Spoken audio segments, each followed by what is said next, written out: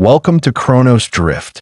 We hope you enjoy tonight's story, a journey designed to escort you through time and carry you into your best dreams.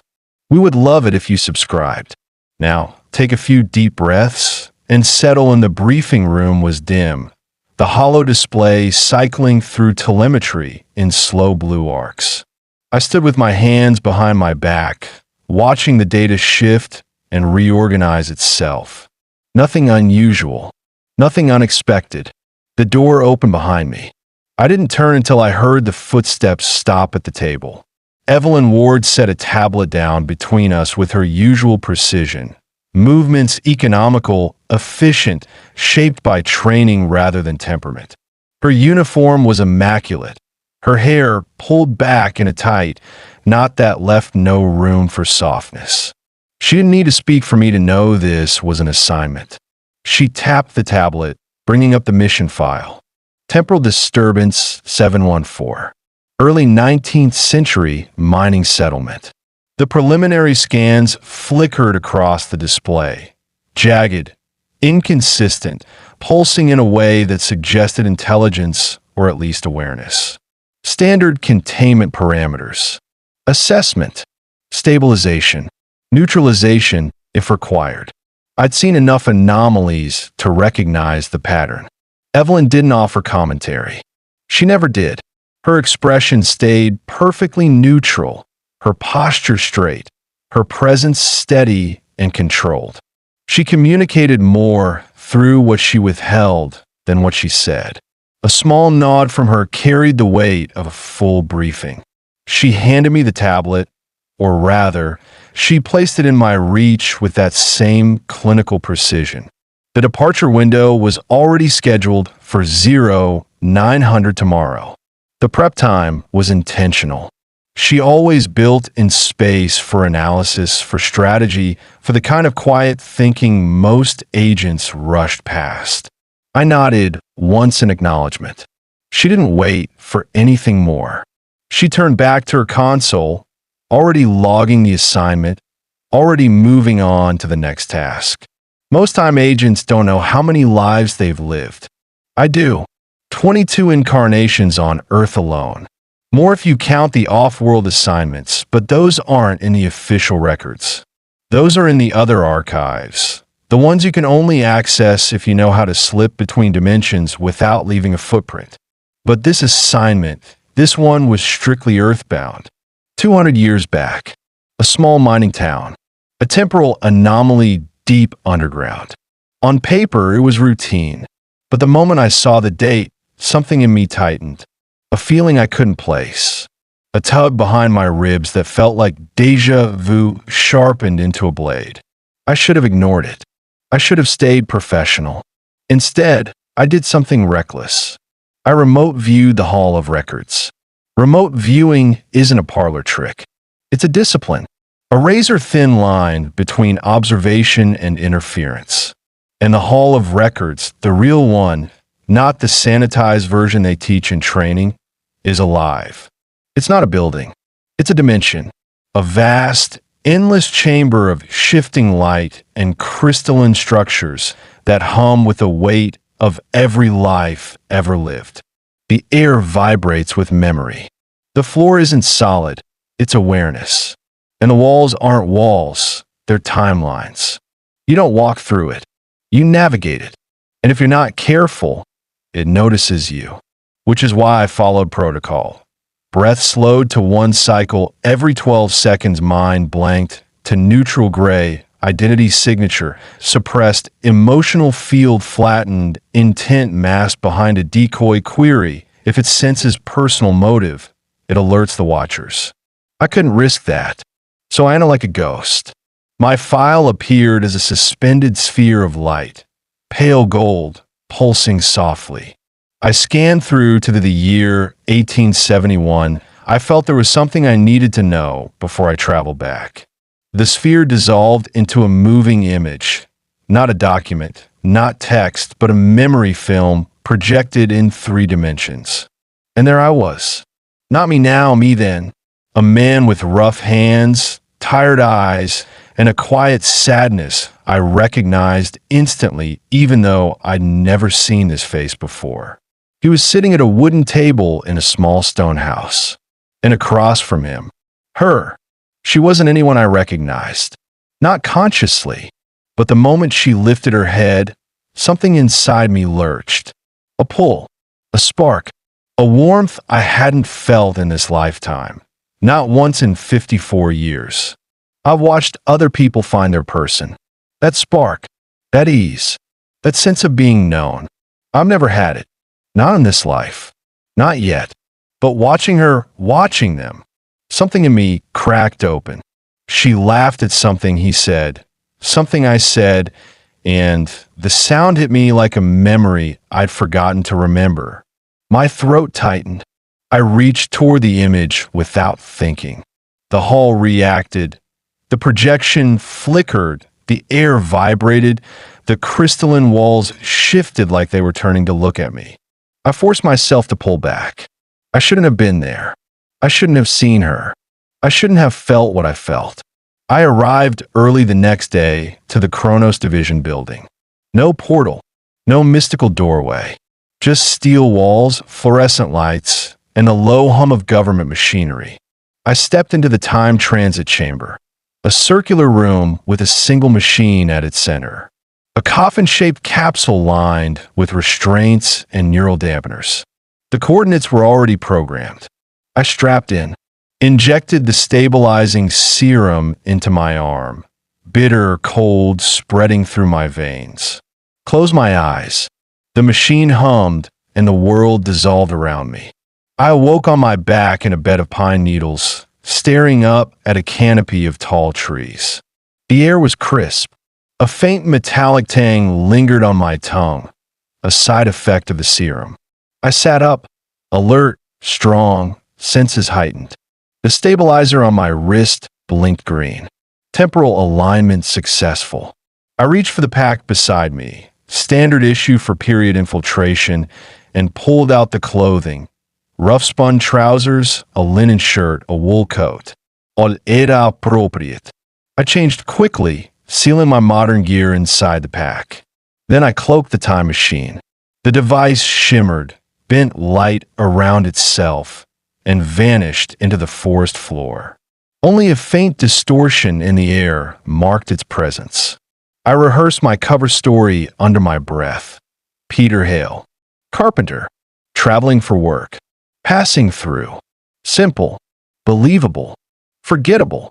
Exactly what I needed to be. I started down the slope toward the mining town.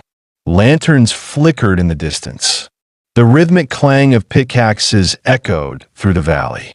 The anomaly was somewhere beneath those mountains. The miners had disturbed something important underground. That was the mission. Everything else, especially the woman from my past life, was irrelevant. Or so I told myself. And as I descended into the town, promised myself that I would stay on mission, and only if I had time would I take a quick peek at the place that I once called home. The path into the valley was narrow, carved by wagon wheels and years of foot traffic. The air grew denser as I walked, carrying the scent of coal dust and wood smoke. Lanterns flickered along the main road, casting long shadows that swayed with the wind. The mining town was small, maybe a few dozen buildings clustered around a central square. A saloon, a general store, a blacksmith, a boarding house, and beyond them, the dark mouth of the mine carved into the mountainside like a wound. I kept my pace steady, my posture relaxed, my expression neutral. A man passing through, nothing more. My cover story was simple, a carpenter looking for work. But beneath the calm exterior, my senses were sharp, heightened by the nutrient serum and years of training. I could hear conversations from across the street, smell the metallic tang of or on the miners' clothes, feel the subtle vibration of machinery deep underground. I moved through the town unseen, mostly unnoticed. Miners trudged home in groups, their faces tired, their clothes coated in dust. Women carried buckets of water from the well. Children chased each other through the square. A dog barked at shadows. Normal, ordinary, except for the mine. Even from a distance, I could feel it, a low hum beneath the earth like a heartbeat out of rhythm. The stabilizer on my wrist vibrated softly, confirming the presence of the anomaly.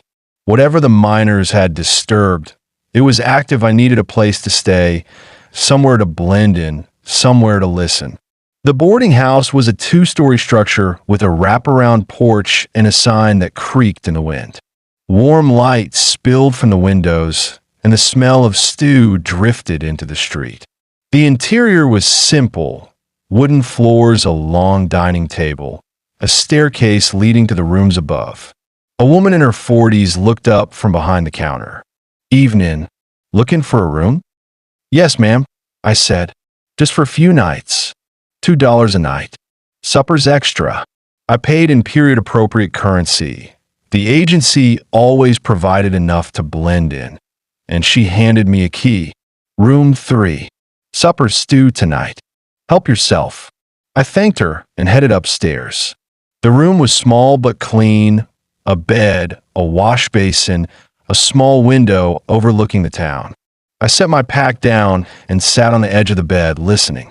Voices drifted up from the dining room below. Strange noises in the mine. Men swear they saw lights. Foreman says keep quiet. Something ain't right down there. I leaned back against the wall, letting the information settle. The anomaly was active. The miners were spooked. The foreman was hiding something. Good. That meant I was in the right place. I left the boarding house after dark, cloaking device active, and made my way toward the outskirts of town. I needed to scout the area around the mine before approaching it directly. As I passed a narrow lane behind the general store, I saw movement. A man, walking alone, carrying a lantern. I froze, not because he looked dangerous, but because he looked familiar. Too familiar. The shape of his shoulders, the way he held the lantern, the rhythm of his stride. I knew that walk. I'd seen it in the memory film. It was him, my past self. I stayed perfectly still, breath shallow, cloak shimmering around me. He passed within 10 feet of me, completely unaware. Up close, the resemblance was uncanny. Not identical, but unmistakable. The same jawline, the same posture, the same quiet intensity. He looked tired, burdened, like a man carrying a secret he didn't know how to set down. He continued down the path toward the edge of town, lantern swinging gently. I followed, not because I was supposed to, not because it was part of the mission, but because I couldn't help myself. He stopped at a small stone house on the outskirts, the same one I'd seen in the Hall of Records. My chest tightened. He opened the door and stepped inside. Warm light spilled out for a moment before the door closed behind him. I stood in the shadows, watching the house, listening to the faint sounds inside. Footsteps, the creak of floorboards, the soft murmur of voices. I shouldn't have been there. I knew that. My stabilizer buzzed sharply, a warning. The anomaly was shifting, growing stronger, pulling at the edges of the timeline. I forced myself to turn away from the house. The mission came first. Always. I headed toward the mine, senses sharp, cloak active, the night air cold against my skin. Whatever the miners had disturbed was waiting for me underground, and I intended to find it. The road leading to the mine was little more than a dirt path carved into the mountainside. Lanterns hung from wooden posts, their flames flickering in the wind, casting long, trembling shadows across the ground. The closer I got, the more the air changed. It grew heavier, denser, charged. Not dangerous, not yet, but wrong in a way that made the hairs on my arms rise. The stabilizer on my wrist pulsed softly, picking up faint temporal interference.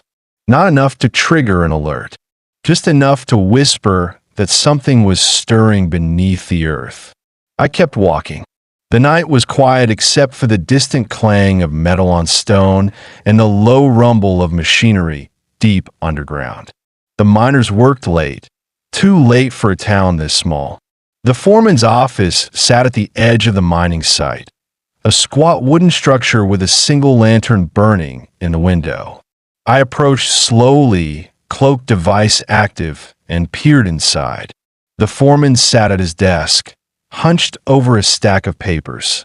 His face was drawn, his eyes shadowed, his hands trembling slightly as he wrote. He wasn't tired. He was afraid.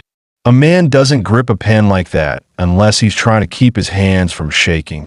I slipped closer, careful not to disturb the air around me. He muttered under his breath as he wrote. Can't tell them. Not yet. Men won't go back down. Lights again. Voices. Not possible. Voices. Lights. Temporal anomalies often manifest as sensory distortions, echoes of other timelines bleeding through. But miners wouldn't know that. They just think the mine was haunted. I leaned in listening. If the company finds out, they'll shut us down. Need the money, so he was hiding it. Not surprising. Fear and desperation make people do stupid things. I stepped back, letting the cloak settle around me again. The foreman wasn't the source of the anomaly. He was just another man caught in its wake. I moved toward the mine entrance, senses sharp. The wooden beams supporting the tunnel were old but sturdy. The air that drifted out was cold. I stepped closer. The stabilizer vibrated. A soft hum filled the air, low and rhythmic, like a heartbeat buried deep in the stone. Then the distortion hit. A flicker in the corner of my vision. A ripple in the air. A momentary shift in the color of the lantern light, from warm gold to icy blue. I froze. The distortion passed as quickly as it came, leaving the night eerily still. Temporal anomalies don't usually manifest on the surface. Whatever the miners disturbed was strong enough to bleed upward. That wasn't good. I followed the path around the mine to the camp where the miners slept. Tents and makeshift shelters dotted the clearing.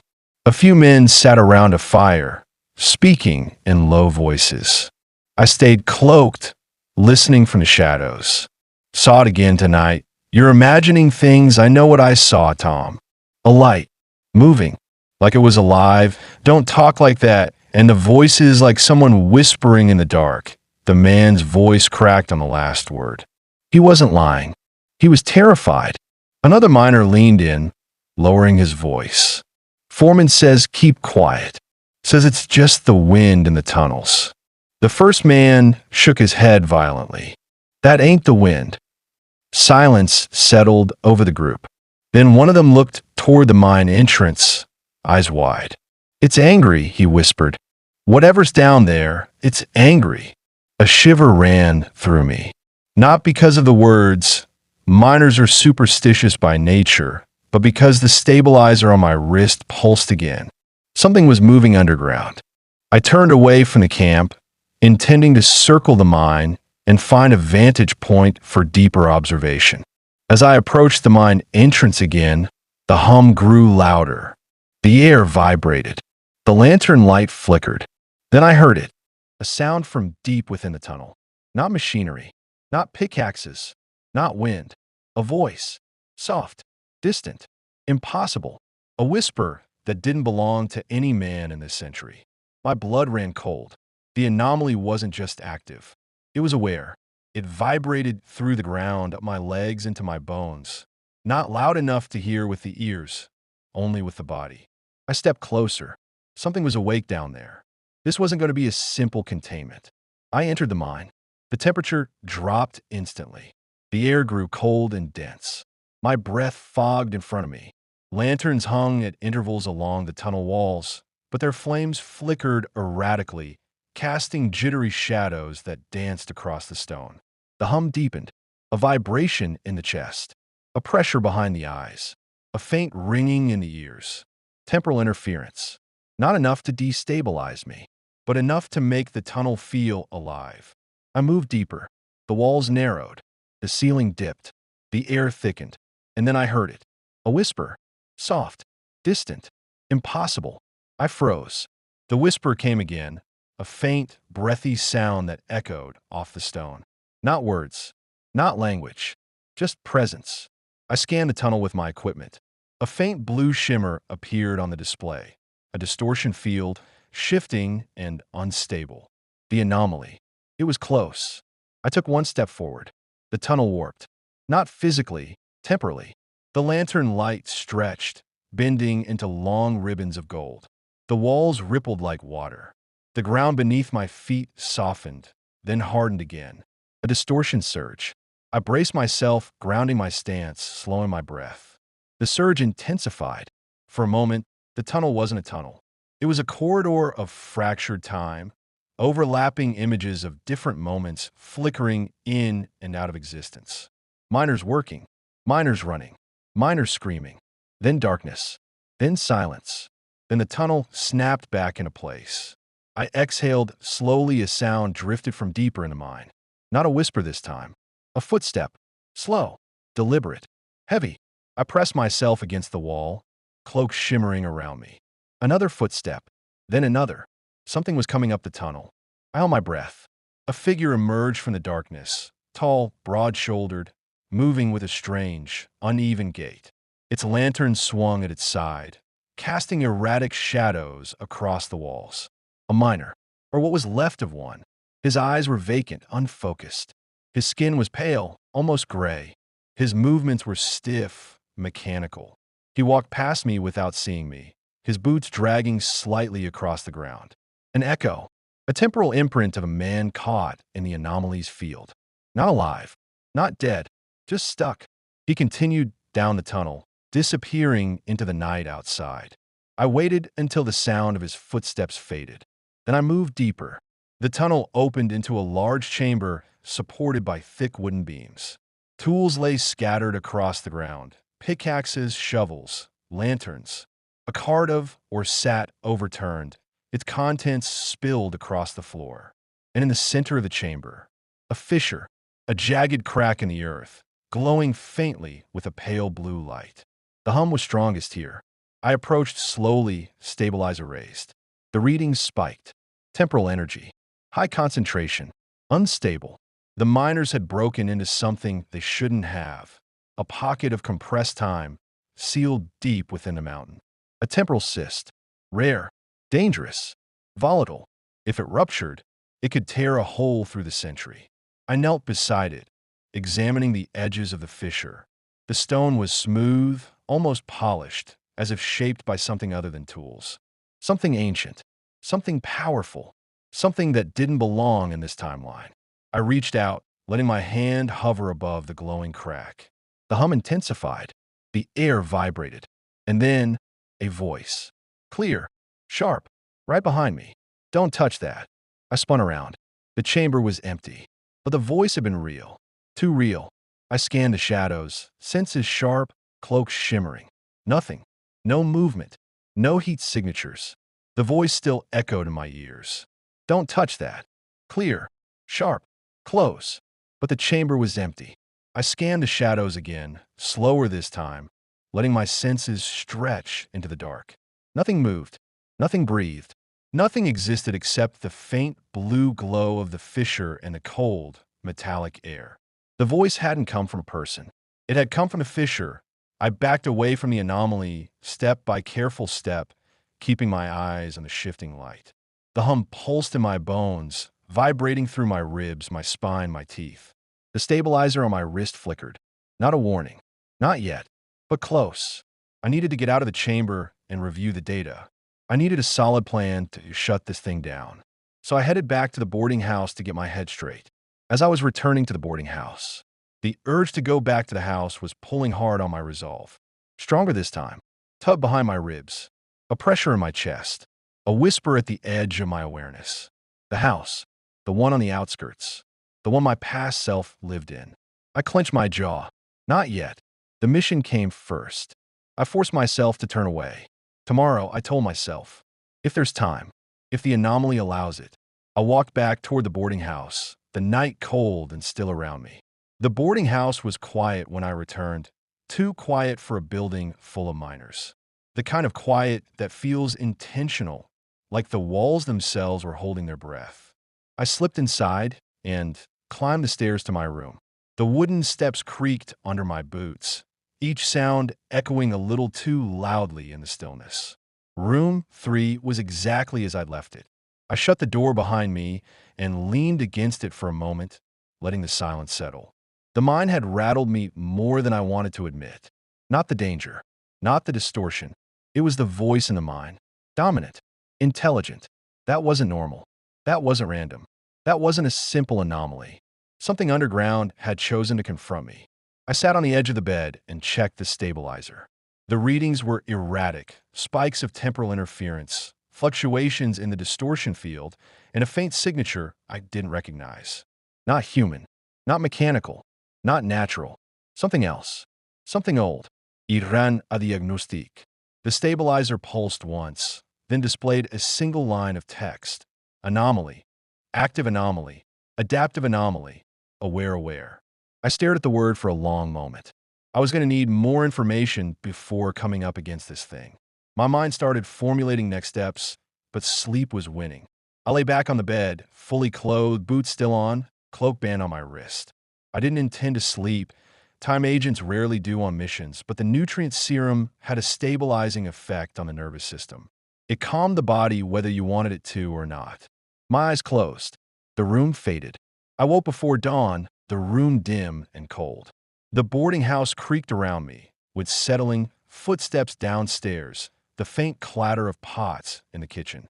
Life in this century started early. I washed in the basin, the water icy enough to sting. The mirror above it was warped, the glass imperfect, reflecting a version of me that looked rougher, older, more worn than I felt. I dressed in the period clothes, wool coat, stiff shirt, heavy boots. Everything in this era felt heavier. The fabrics, the tools, the expectations. People carried their lives on their backs. I strapped on my pack and headed downstairs. The dining room was already half full. Miners sat shoulder to shoulder at the long wooden table, eating thick slices of bread and bowls of porridge. The air smelled of smoke, sweat, and boiled oats. Men in this era didn't waste words in the morning. They nodded instead of greeting, grunted instead of asking questions, communicated through glances and posture. I took a seat at the end of the table. A man across from me, stood still clinging to his hair, gave me a curt nod. "You're the carpenter," he said. I nodded. Passing through. He tore a piece of bread. "Town could use one. Things break faster than we fix them." Another man snorted. "Ain't the things breaking that worry me." The first man shot him a warning look. Fear was a private thing here, but it was everywhere, in the way they hunched their shoulders, in the way they avoided looking toward the mine, in the way their hands trembled just slightly when they lifted their spoons. I ate quietly, listening. Lights again last night. Heard something moving in the walls. Foreman says keep quiet. Ain't natural. The foreman himself wasn't present. That told me everything. After breakfast, I stepped outside. The town looked different in the morning. Harsher, more exposed. Wooden buildings weathered by wind and dust. Horses pulling wagons loaded with tools and ore. Women sweeping porches, skirts brushing the ground. Children running barefoot through the square. People nodded politely as I passed. Not friendly, but respectful. Men tipped their hats. Women offered tight smiles. Children stared openly. Life here was slower, but heavier. Every gesture meant something. I walked with purpose, a man with a trade, a destination, a place to be. I stepped into the general store. The bell above the door jingled, and the shopkeeper, a thin man with wire-rimmed glasses, looked up. "Help you find something?" he asked. "Just passing through," I said. "Looking for work. Heard the mine keeps the town busy." He snorted. "Busy ain't the word I'd use." He leaned in slightly. "Men are spooked. Won't say it out loud, but they're scared. Something's wrong down there." I kept my expression neutral. "What kind of wrong?" He hesitated. Trust didn't come easy here. Finally, lights. Sounds. Men coming up pale as ghosts. Foreman says it's nerves, but he shook his head. "Ain't nerves." I nodded. "You think it's dangerous?" He met my eyes. I think the foreman don't care if it is. As I stepped out of the store, the foreman appeared at the end of the street. A large man, thick beard, broad shoulders, eyes sharp and calculating. He walked straight toward me. "You're the carpenter," he said. I nodded. "Looking for work." He looked me over like a man appraising livestock. "We don't need carpenters," he said. "Not unless you work cheap. I work fair." He smirked. "Fair don't interest me." I held his gaze. "Your men are scared," I said. He scoffed. "My men say a lot of things. They're superstitious, weak-minded, jump at shadows." He leaned in, breath thick with whiskey. "Don't listen to him. They'll work. They always do. Fear don't feed their families. Money does." I didn't respond. He jabbed a finger into my chest. "You cause trouble. I'll run you out of town myself." Then he walked away, muttering under his breath about cowards and lost profits. He wasn't afraid of the mine. He was afraid of losing money, and that made him dangerous. I continued down the street, scanning the town. Then I saw her, the woman from the Hall of Records. She stood beside a pram on the street, lifting a baby into her arms. She kissed the child's cheek, smiling softly, her hair catching the morning light. It was a simple moment, ordinary, human, and something in me expanded, a warmth spreading in my chest, a sense of familiarity without memory. I stopped walking, just for a second. She didn't see me, didn't look my way, didn't know I existed, but I couldn't look away. Not until she disappeared around the corner. I exhaled slowly. Then I forced myself to keep moving. Mission first. Always. At the edge of town, a group of miners loaded tools into a wagon. Their movements were tense, hurried, when all of a sudden vibrations rippled through the ground, subtle at first, then stronger. The miners staggered, grabbing onto each other for balance. A surface-level distortion. Last night, it was confined deeper in the mine. It was spreading. I feigned walking away, and when out of sight, re-engaged the cloaking device and headed back into the mine before it was too late. The workers on the inside were coming apart at the seams. One of them whispered, "God help us." The hum intensified, an unbearable sound coming to a crescendo. A lantern shattered. Then silence. The distortion vanished. The air stilled. The mine went quiet. Too quiet. The kind of quiet that feels like the world is holding its breath. As I descended back towards the fissure, it became apparent that my presence was known. Not to the miners, but to that awareness that dwelled deep within. Without much effort, whatever that thing was, it was breaching my mind and infiltrating my thoughts. And just like that, I was having visions, the smell of bread baking, warm light spilling across a wooden floor, a sense of steadiness, of home, wrapping itself around me like a blanket. I regained control and dug deep into sovereignty, and the vision vanished. But the ache remained. I pulled myself together and headed deeper in the mine, intending to get a better look at the fissure. The next 3 hours were exhausting. The more I tried to assess the situation, the more overpowered I felt. This thing was assessing me and formulating its own plan. I was unable to think straight in its presence, so for today, I retreated. I left the miners behind and headed toward the boarding house, the weight of the day closing in on me. The town was quieter now, the kind of quiet that settles after fear has worn everyone thin. The sun hung low, casting long shadows across the dirt road. Horses snorted softly. A woman swept her porch with slow, tired strokes. A dog barked once, then fell silent. I shut the door to my room and sat on the edge of the bed, elbows on my knees, hands clasped. The anomaly was growing. The miners were breaking. The foreman was lying. And something underground was getting the better of me. I needed a plan. A real one. Not reaction. Not instinct. Strategy. I pulled out my stabilizer and ran a full diagnostic. The readings were worse than before. The distortion field was expanding, the temporal cyst destabilizing, the anomaly's signature strengthening. If it ruptured, it could tear a hole through the century. I needed to 1. Map the distortion field. 2. Locate the cyst's core. 3.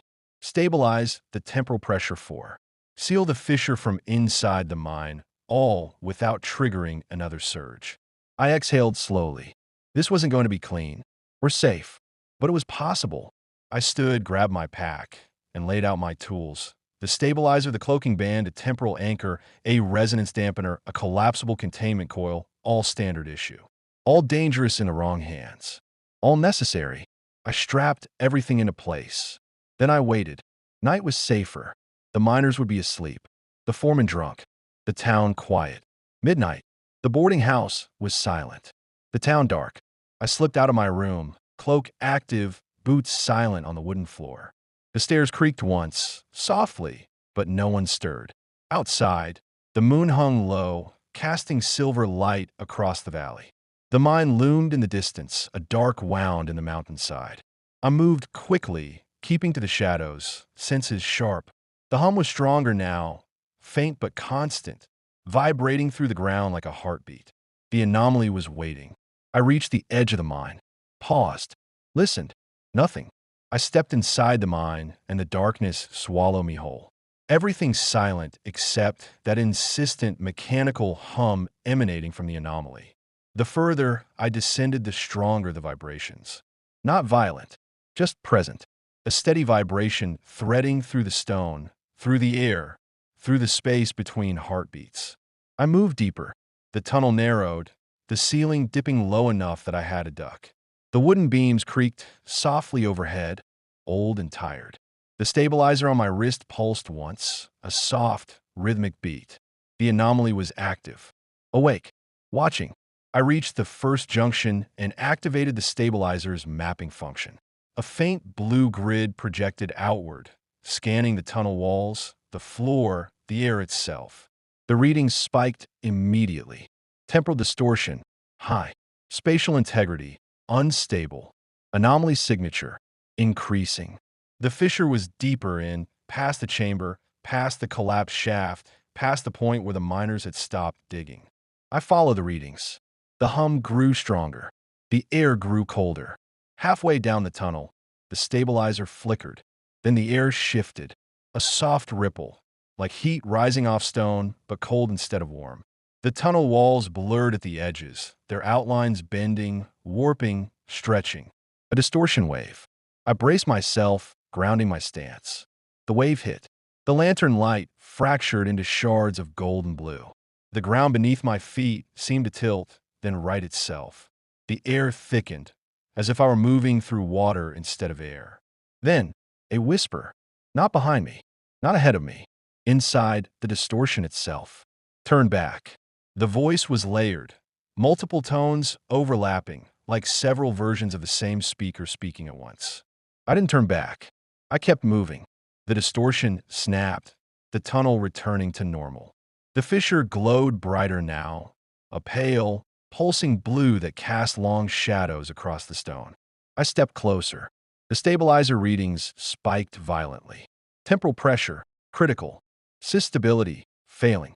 Anomaly activity, escalating.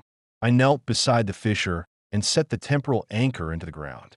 The device hummed softly, syncing with the stabilizer. Then the air behind me shifted. Not a ripple, not a distortion, a presence. I stood slowly. The chamber was empty, but the air felt charged, like the moment before lightning strikes.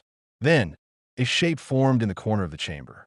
Not a full figure, not a person, a silhouette, tall, thin, flickering like a candle flame in a draft. Its edges blurred, its form unstable, its movements jerky and unnatural. It stepped forward.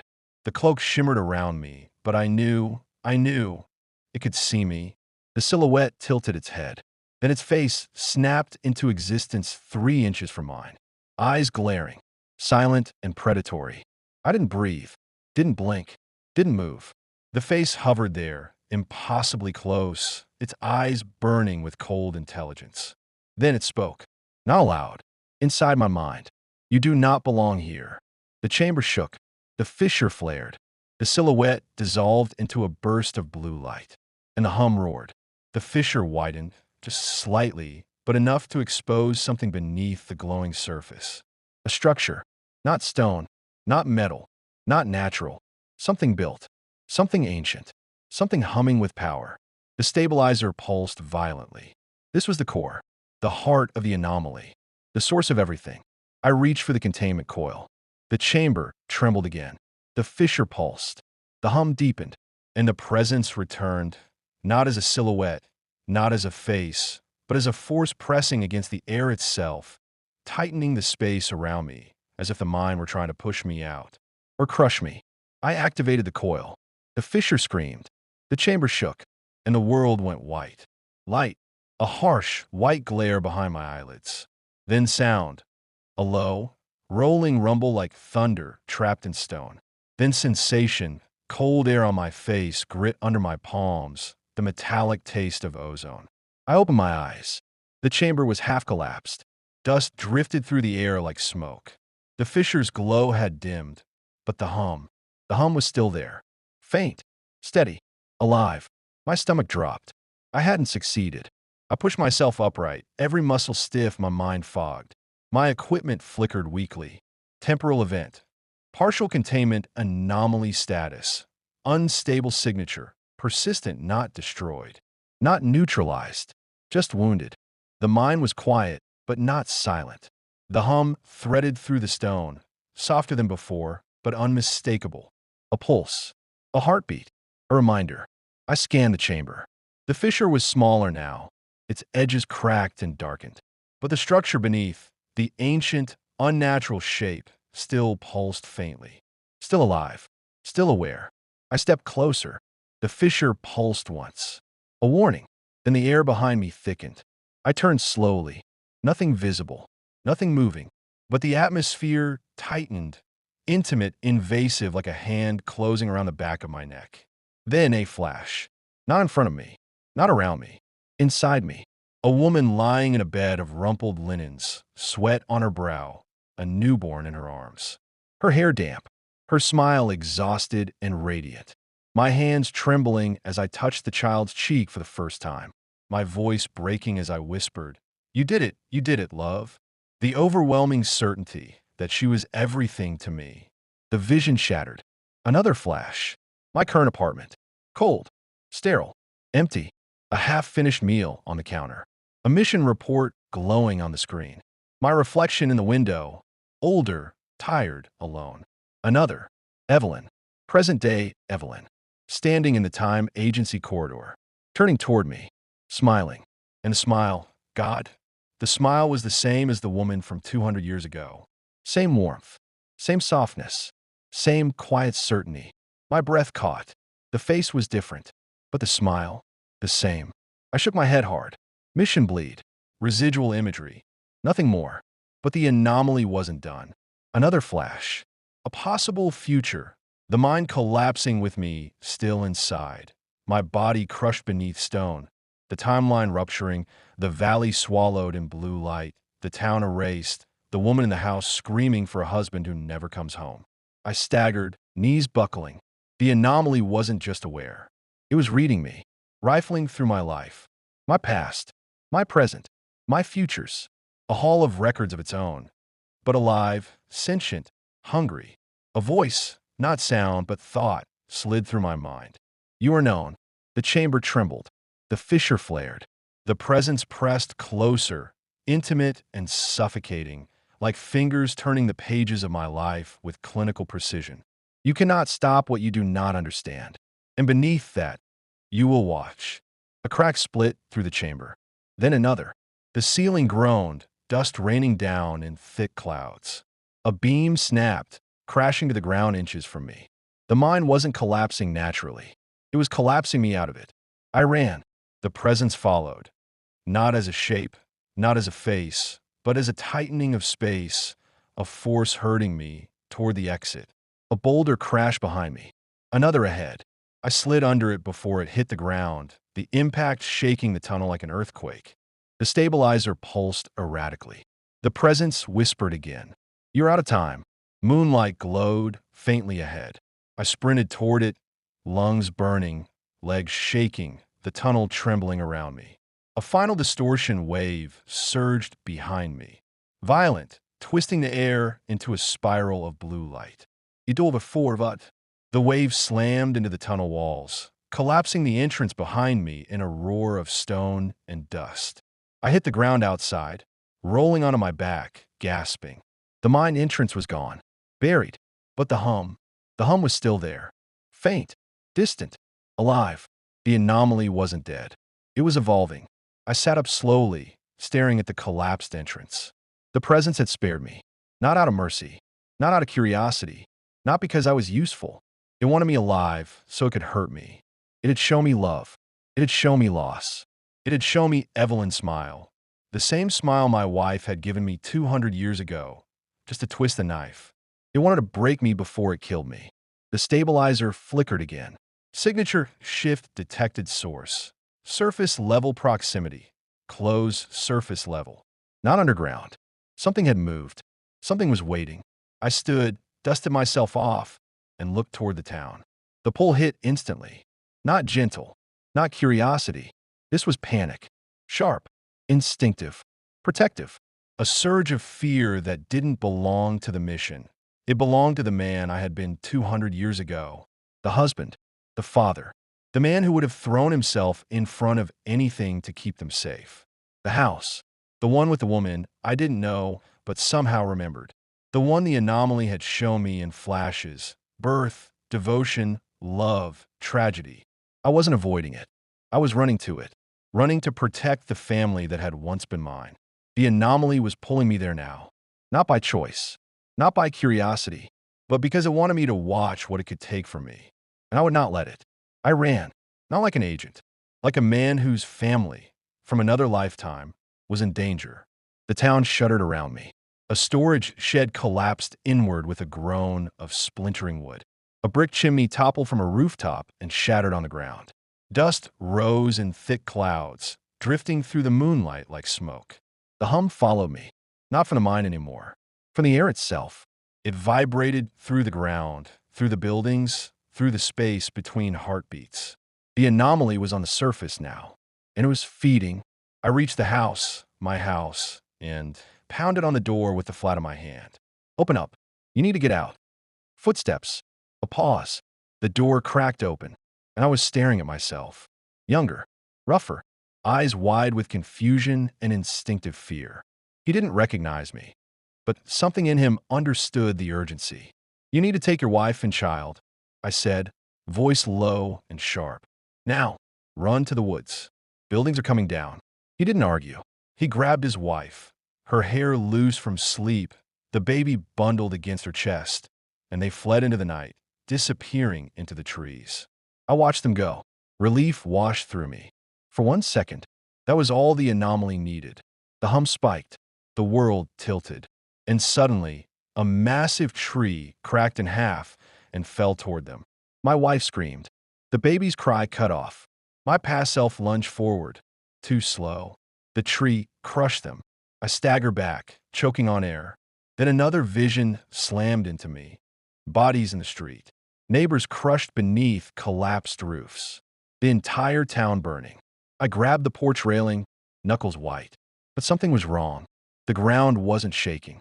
The trees weren't moving. The air wasn't filled with smoke. The woods were silent. The night was still. Only a couple buildings had actually collapsed. The rest was in my mind. The anomaly wasn't showing the future. It was showing my fear. My stabilizer flickered on my wrist. Not randomly. In sync with my panic. When my fear spiked, the readings surged. When I forced a breath, the readings dipped. When I steadied my mind, the visions hesitated. The anomaly wasn't feeding on time. It was feeding on me, on my terror, on my grief, on my instinct to protect. And then the truth hit me with absolute clarity. High-tech equipment can measure a threat, but consciousness can overpower it. My awareness, my sovereignty, was the one thing the anomaly couldn't manipulate unless I let it. Fear was the fuel. If I stopped feeding it, it would starve. I sat down on the porch steps, closed my eyes, slowed my breathing. The visions surged, trees falling, screams, fire, but I didn't react. I didn't flinch. I didn't feed it. I withdrew every ounce of fear from my body, from my mind, from my field. I claimed sovereignty over my consciousness. The visions cracked, flickered, collapsed. The hum faltered. The air cleared. The night steadied. The anomaly weakened instantly, starving, shrinking, losing its grip. It couldn't touch me. Not anymore. I stood, calm, grounded, unshaken. The mine loomed in the distance, half buried. I walked toward it, not running, not afraid, not manipulated. The anomaly tried to throw visions at me, flickers of death, loss, tragedy, but they slid off me like water. It had no power without my fear, and I wasn't giving it any.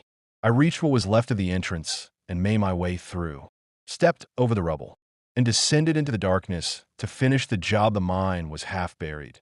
The entrance, a jagged mouth of broken beams and fallen stone. Dust drifted in the moonlight. The hum pulsed from deep inside. Weaker now, but still alive. I stepped over the rubble and descended. No fear, no hesitation, no visions. The anomaly tried. I could feel it probing, searching for cracks in my resolve, but my mind was still, my breath steady, my awareness anchored. It couldn't get in. Not anymore. The deeper I went, the more the mind shook. Not violently, petulantly, like a child denied a toy. The walls flickered with faint distortions, but they didn't touch me. The air rippled, but it didn't bend my perception. The hum rose and fell, trying to sync with my heartbeat, but I kept my rhythm steady. The anomaly was starving, and it knew it. I reached the chamber. The fissure glowed faintly, its light sputtering like a dying ember. The structure beneath it, the ancient, unnatural geometry, pulsed weakly, as if struggling to hold itself together. The presence gathered in the air. Not a shape, not a face, not a voice. A pressure, a demand, a last attempt to force fear into me. The chamber warped, walls stretching, shadows twisting, the ground tilting beneath my feet. Then, a vision slammed into me.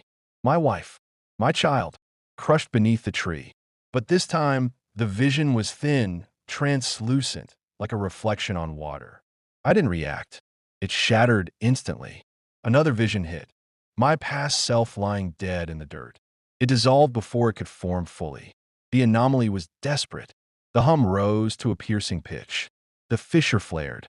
The presence surged toward me. A wave of distortion, a blast of psychic force meant to overwhelm, to terrify, to break. I stood still. I breathed. I held my sovereignty like a shield, and the wave broke against me like water against stone. The presence recoiled. The fissure flickered. The chamber dimmed. I stepped forward. I knelt beside the fissure and set the containment coil into the ground. The stabilizer synced instantly, its readings steady, unshaken by the anomaly's attempts to interfere. The presence lunged again, a final, frantic push. It showed me. My wife dying, my child, screaming the town, burning myself, crushed beneath stone, but the images were hollow. Weak. Starved. I didn't feed them. I didn't fear them. I pressed the activation switch. The coil ignited with a burst of white light. The fissure screamed, a sound that wasn't sound, a vibration that shook the air, but not my mind. The chamber convulsed. The presence thrashed. The hum fractured. And then, silence. The fissure collapsed inward, sealing itself with a flash of blue light that faded into nothing. The anomaly was gone. Not contained. Not wounded. Dead. The mind settled around me. The air still, the dust drifting gently to the ground. I stood. For the first time since arriving in this timeline, the world felt quiet. Not the heavy, oppressive quiet of the anomaly's influence. The natural quiet of a night that belonged to itself again. I walked back toward the surface, toward the town, toward the woods, and settled into my time machine. I stepped through the return gate, and the world folded around me. When it opened again, I was back in the operations bay, the familiar hum of machinery, the soft glow of overhead lights, the faint scent of ozone from the temporal coils. And Evelyn was there. She stood by the console, arms crossed loosely, watching the gate stabilize. When she saw me step through, she gave me that small, quiet smile, the one that had haunted my past life echo, the one that felt like sunlight on my skin. For the first time, I didn't look away. I walked toward her, steady, grounded, the last traces of the mission still humming in my chest. "Field report?" she asked softly. "Timeline stable," I said. "The rupture's closed. Pine Valley's quiet again." She nodded, her eyes searching mine for a moment longer than usual. Something unspoken passed between us, recognition, maybe, or memory, or something older than both. I felt the echo rise again, the warmth, the familiarity, the sense that I'd known her long before this life. And for once, I didn't push it aside. I took a breath, calm and sure. "Evelyn," I said, my voice steady, "I'd like to take you to dinner." She blinked, not surprised, not startled, just softening. The corners of her mouth lifted into that rare, genuine smile I'd seen only in the echo. "All right," she said quietly. "I'd like that." The hum of the gate faded behind us. The operations bay felt warmer. And for the first time in a long time, the grain of time felt smooth beneath my feet. A peaceful night, a closed loop, a beginning disguised as an ending.